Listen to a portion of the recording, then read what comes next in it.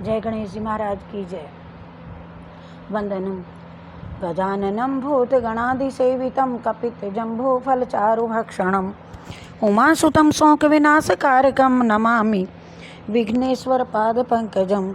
मङ्गलं भगवान् विष्णु मङ्गलं गरुडध्वज मङ्गलं पुण्डरीकाक्षमङ्गलायस्तनो हरि वक्रतुण्डमहाकाय सूर्यकोटिसमप्रभ निर्विघ्नं कुरु मे देवे सर्वकार्येषु सर्वदा।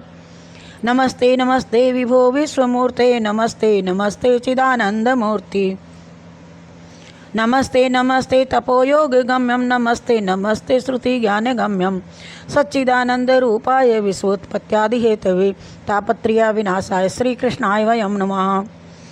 यं प्रभजन्तमनुपेतं पेतकृत्यं द्वैपायनो विरहकातर आजुहावः पुत्रेति तन्मयतां तरवो विनेदुतं सर्वभूतहृदयं मुनिमान् तोयस्मि वंशी विभूषितकरा नवनीरदाभात् पीताम्बरा दरुणबिम्बफलाधरोष्ठात् पूर्णेन्दुसुन्दरमुखादरविन्दनेत्रात् कृष्णात् परं किमपि तत्त्वमयं न जाने।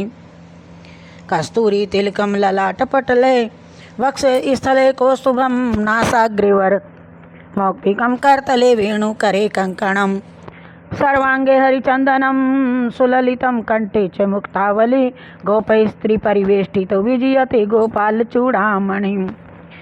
हरे राम। भागवत महात्मा महिमा। निगम कल्पतरोर्गल गरललितं फलं सुखमुखादमृत द्रव्य संयुक्तं पिबदं भागवतं रसा मालयं मुहुर्मुहुः रसिका भुविर्भावुकः। जब तक हमारे व तुम्हारे शरीर में प्राण रहे चेतना रहे तब तक इस आनंद में भगवत रस का लगातार पान करते रहें। यही मानुष योनि का धर्म परम कर्तव्य है। आइए कथा में प्रवेश करते हैं। मात्र 20 मिनट में कथा करने की। और श्री सुख परीक्षित संवाद सुखदेव जी महाराज द्वारा राजा परीक्षित को श्रीमद् भागवत की कथा सुनाना। जब राजा परीक्षित वहाँ आए सुनने तो वहाँ पर उस समय 88,000 ऋषियों एवं मुनियों की गंगा भी वहीं पर आ गई और तथा समस्त देवतागण ब्रह्मा विष्णु महेश आदि सभी गंगा के तट पर आ गए। और उसी समय सुख भगवान का आगमन प्रादुर्भाव हुआ। बोलिए जय श्री सुखदेव महाराज जी की तो जय। और परीक्षित को विश्वास हो गया कि यही योगी मुझे भव बंधन से मुक्त करेंगे। परीक्षित ने सभी ऋषियों के साथ उठकर के सादर दंडवत प्रणाम किया और तत्पश्चात परीक्षित ने सर्वप्रथम प्रश्न किया कि मनुष्य को मरणासन्न स्थिति में जिसकी मृत्यु निकट हो क्या करना चाहिए प्रभु। तो श्री सुखदेव जी महाराज भगवान ने परीक्षित को राजा खट्वांग की कथा सुनाई और राजा खट्वांग ने 2.5 घड़ी में ही भगवत धाम को प्राप्त कर लिया। अतः परीक्षित तुम्हारे पास तो 7 दिन बाकी हैं।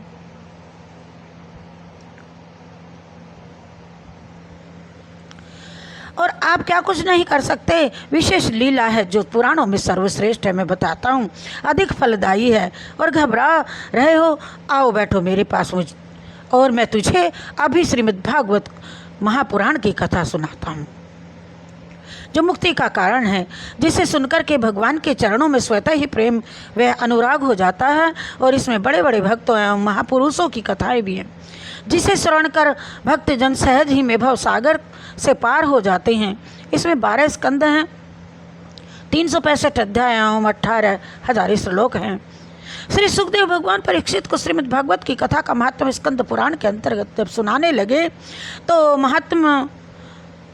पहले महात्म में ही आत्मदेव की कथा से सुनाई, जिससे भक्त के दुख दूर और ज्ञान वैराग्य और भक्ति की महिमा का महत्व दिया कि कलयुग में केवल भक्ति ही मुक्ति का मार्ग है और धर्म तुमसे छूट न जाए इस बात का भी ध्यान रखना। दूसरी तरफ काम के आगे मोक्ष रूपी दीवार है, अर्थात संसार में रह करके खूब काम सुख भोगो, सुख से आनंद से रहो, लेकिन तुम्हारा मोक्ष न बिगड़ जाए इस बात का ख्याल रखना। तुम सब संसार में रहते हुए भी संसार से अलग हो जाओगे और उसके बाद भगवान ने अत्रि ऋषि की कथा सुना रहे हो। इसमें पवित्रता के दोनों धर्मों का वर्णन किया। इसी स्कंद में ध्रुव महाराज जी जैसे भक्तों की कथा सुना करके यहाँ चतुर्थ स्कंद को उन्होंने विराम दिया। प्रथम सोपान है स्कंद जन्मादस्य, अर्थात यस्य जन्मादयतः, जिससे वर्तमान एवं भूय। इसके उपरांत परमात्मा ही प्रेरणा के कारण बनते हैं, परमात्मा की ही प्रेरणा से कारण बनते हैं तथा जिससे यह जगत की सृष्टि स्थिति लय प्रलय होते हैं। प्रथम स्कंद में परमात्मा का अस्तित्व एवं सत्यता का वर्णन किया गया है। इसमें 3 महापुरुष भीष्म पितामह युधिष्ठिर परीक्षित तथा 3 महारानियां मां कुंती द्रौपदी उत्तरा इनका दर्शन आता है। प्रथम स्कंद अधिकार लीला है। बिना अधिकार के ज्ञान नहीं मिलता और अधिकार हेतु 3 बातें आवश्यक हैं, वे विनय और विपु, अर्थात कर्म से उम्र, नम्रता ओम शरीर मनुष्य। इसी स्कंद के अंत में शौनकादि ऋषियों द्वारा सूत जी महाराज से 6 प्रश्न करना और वही 6 प्रश्नों का उत्तर सूत जी के द्वारा पूरे श्रीमद् भागवत महापुराण में सन्निहित है। और श्री सुखदेव भगवान राजा परीक्षित को उपदेश दे रहे हैं। इसके बाद में सुख भगवान ने प्रथम सोपान स्कंद को विराम दिया। बोलिए जय श्री कृष्ण चंद्र। उन्हीं के चरणों में समर्पित करती हूँ यह अध्याय। और द्वितीय स्कंद में प्रवेश करते हुए भगवान ने परीक्षित को उपदेश दिया, जितासनो जितस व्यासो जितस सगरो जितेंद्रिय। राजन, पहले एक स्थान पर एक आसन पर बैठने का अभ्यास करो, फिर श्वास को जीतो और उसके बाद इंद्रियों को जीतो। तत्पश्चात भगवान के मंगलमय चरित्रों को सुनो, वही एक मुक्ति का कारण है। इस स्कंद में साधन लीला है, मुख्य प्रकरण है श्रवण कीर्तन स्मरण और मुक्ति का कर्म मुक्ति सदस्यों से सदैव मुक्ति का वर्णन है। इसके बाद मुख्य 2 प्रकार के ध्यान, स्थूल और सूक्ष्म ध्यान का वर्णन है। और चतुश्लोकी भागवत भी नारायण जी ने प्रथम सोपान में ही ब्रह्मा जी के 4 श्लोकों में सुनाया था, जिसे व्यास जी महाराज ने इसी 4 श्लोक में 18,000 श्लोकों को परिणित किया है और इसके साथ द्वितीय स्कंद को विराम दिया। तृतीय सोपान स्कंद, इस तृतीय इसमें सर्जन लीला है। ज्ञान द्वितीय स्कंद में मिला, अब व्यावहारिक रूप से परिणित करना है। इस स्कंद में 3 सदगृहस्थ आश्रमों का वर्णन है। मनु, शत्रुपा, कश्यप, दीति व कर्दम, देहूति। मनु शत्रुपा सनातन धर्म की अखंड स्वरूपा यह है कि विश्व की हर नर नारी मनु शत्रुपा के ही हैं, चाहे वह किसी भी धर्म या जाति की हों। यह मानव धर्म सेवा है, अर्थात यह हर मानव की सेवा ही शरणागत सनातन धर्म स्वरूपा है, स्वरूपता है। और कश्यप दीति, इस गृहस्थ आश्रम में हमें यह शिक्षा लेनी चाहिए कि चत्वारि माणिक कर्माणि संध्या काले विवर्जयेत। ये 4 काम संध्या समय में वर्जित हैं। अध्ययन शयनम चैव गमनम मैथुन च। संध्या काल के समय 4 कार्य, शास्त्र अध्ययन करना, सोना, यात्रा और गृह आश्रम में प्रवेश नहीं करना चाहिए। उस समय एक ही काम किसी मंदिर या कोने में भगवान का भजन करना चाहिए।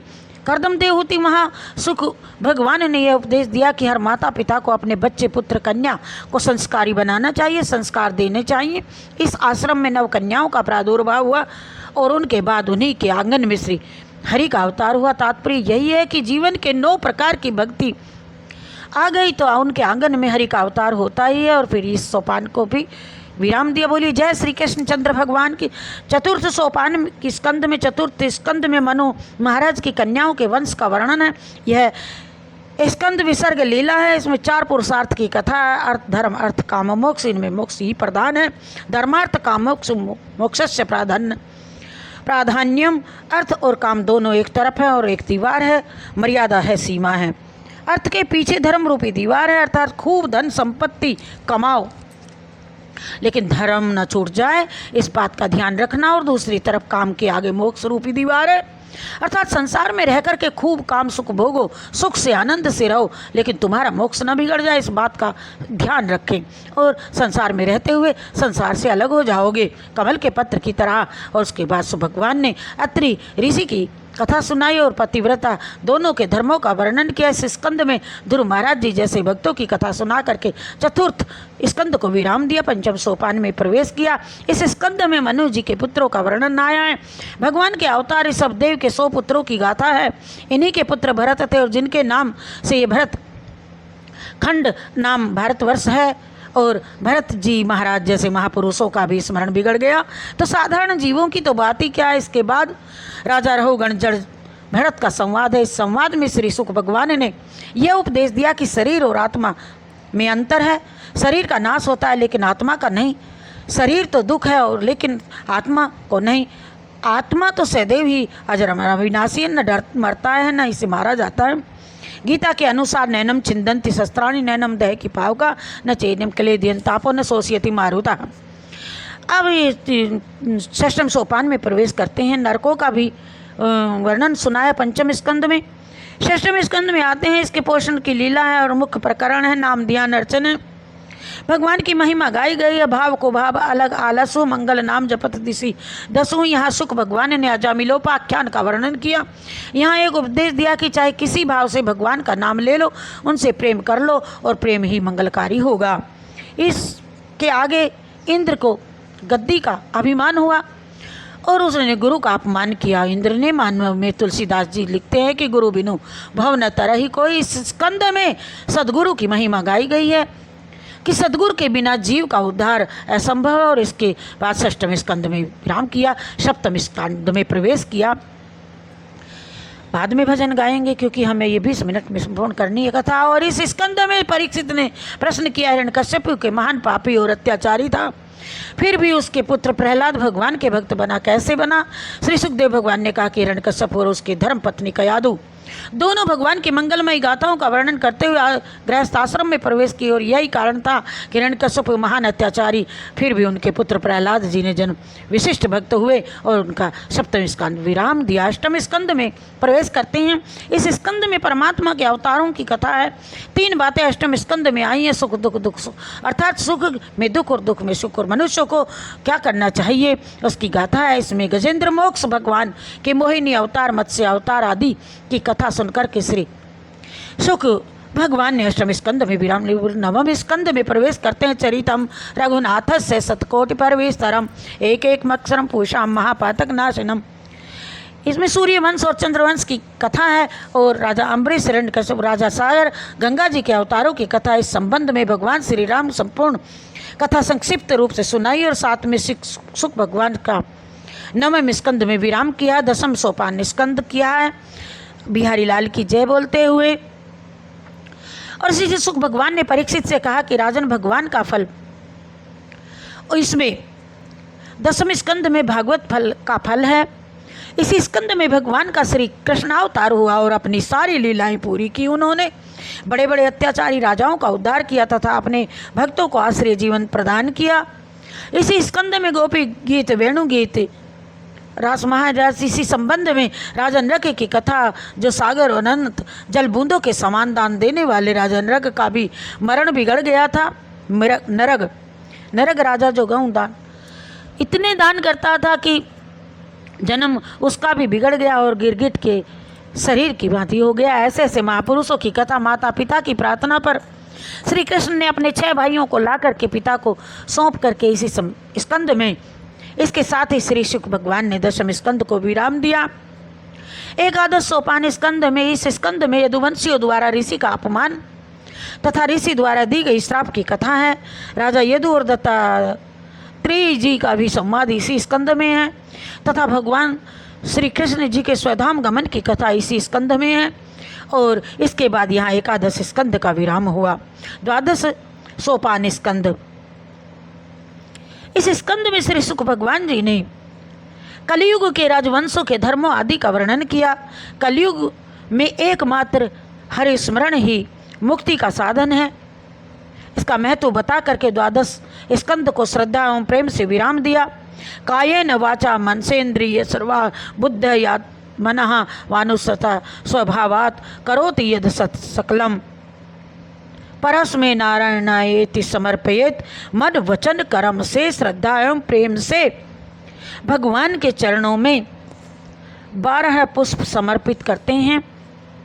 14 मिनट में सारी कथा संपूर्ण। हम संकीर्तन हस्त यस सर्व पाप प्रणाशनम प्रणामो दुख समनम नमामि हरि परम। हरिये नमः, हरिये नमः, हरिये नमः, हरिये नमः, हरिये नमः। इसके बाद आरती करेंगे भागवत की। वैसे मैंने 20 मिनट बोल दिया था, ये मेरा भगवान की कृपा से 13 मिनट में पूरी संपूर्ण भागवत हो गई है। इसी में हम एक कथा और करते हैं।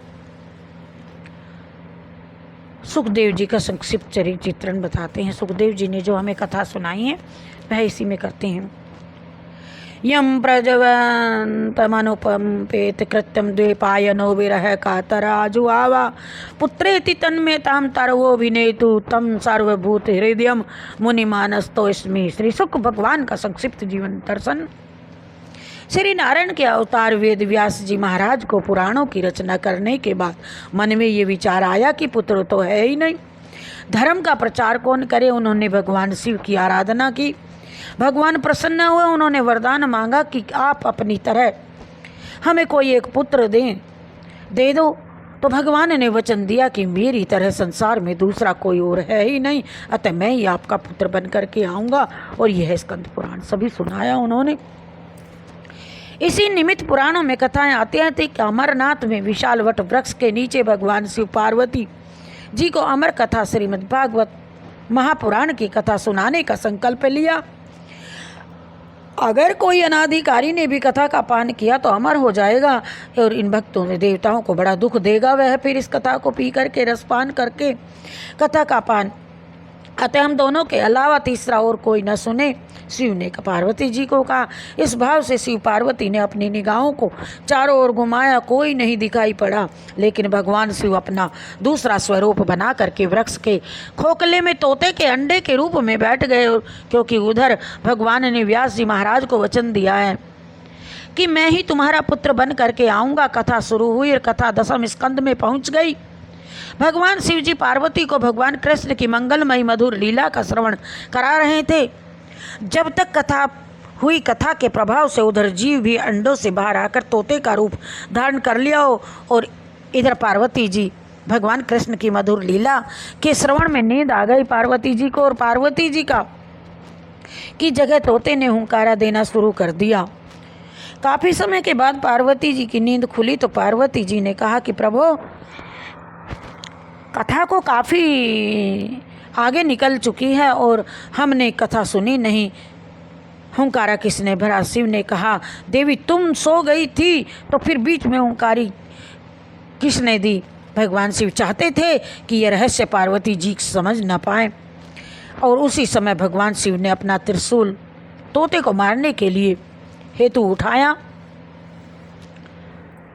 और आगे आगे तोता पीछे पीछे भगवान शिव त्रिशूल लिए दौड़े जा रहे हैं। तत्पश्चात तोता भागते भागते वहाँ चला गया जहाँ वेद व्यास जी की धर्म पत्नी अरुणा, कहीं कहीं पुराणों में इनका नाम और भी कुछ बताते हैं, स्नान कर अटारी पर बैठ करके अपने बालों को संवार रही थी।